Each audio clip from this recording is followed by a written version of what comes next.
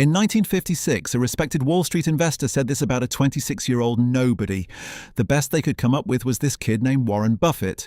And who'd want to ride with him?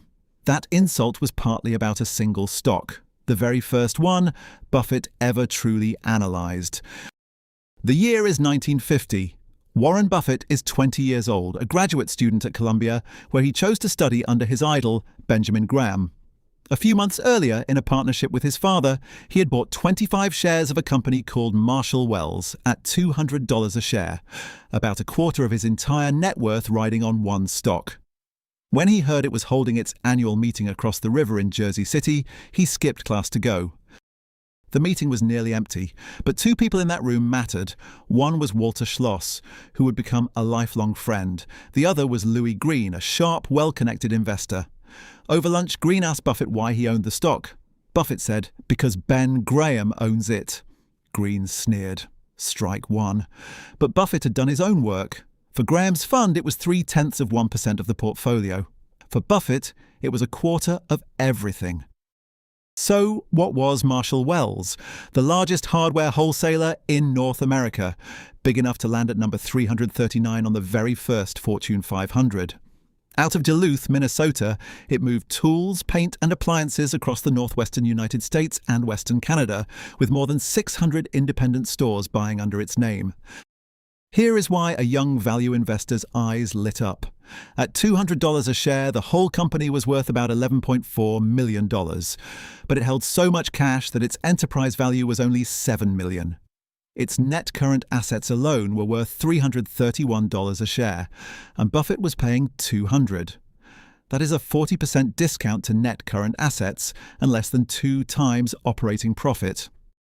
Over 80% of the company's assets were current: cash, government bonds, and non-perishable inventory like tools and hardware.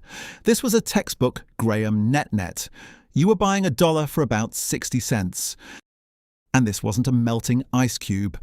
In the decade before Buffett bought, sales had more than tripled and operating earnings had grown more than 6-fold. The company hadn't had a losing year since 1933. 1949 was rough. A recession cut revenue almost 9%, but it stayed profitable. But cheap doesn't mean safe. The post-war boom was ending. Operating margins had already halved, from nearly 10% in 1946 to 4.5% in 1949, and the business needed more and more cash just to run. New competitors were circling: specialty wholesalers, dealer-owned co-ops, and chain stores that could simply do it cheaper. So, how did Buffett's first big bet turn out? He bought it and sold it in the same year, 1950, for roughly a 1% loss. What turned him off wasn't the numbers. It was that empty annual meeting. Management didn't act like it answered to its owners. 5 years later, an acquirer bought the family stake at $375 a share, nearly double what Buffett paid.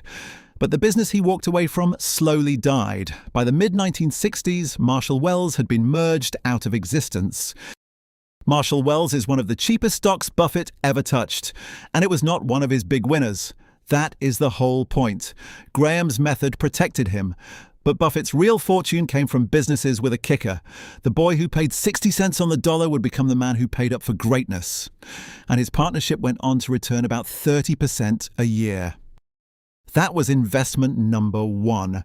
Next, we follow Buffett into a barrel maker whose management was smart enough to escape a dying industry, Greif Brothers Cooperage. Subscribe and we'll go through every single one in order.